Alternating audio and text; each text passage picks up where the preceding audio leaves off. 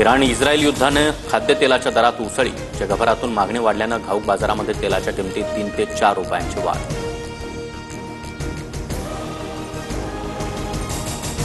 Donald ट्रम्पचा हात तर नेत्यानाहूचा गळा कापला पाहिजे. इराणचा जनरल इब्राहिम जब्बारीचं वक्तव्य. इस्रायलचा नायनाट करण्याचा देखील इशारा.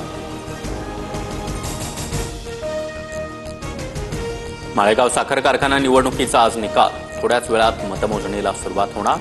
34 टेबलवर मतमोजणीची प्रक्रिया पार पडणार.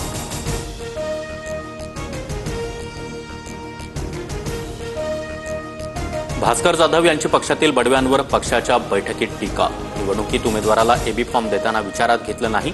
पहिल्या फळीतील नेत्यांच्या कार्यपद्धतीवर जाधव यांच्याकडून प्रश्नचिन्ह उपस्थित. भास्कर जाधव यांनी शिंदेंचे नेतृत्व स्वीकारलं तर आनंदच. जाधवांसारख्या नेत्यानं राजकीय संन्यास घेणं अयोग्य. मातोश्रीवरील राग जाधवांनी अनेकदा माझ्यावर काढला. उदय सामंतांचं वक्तव्य.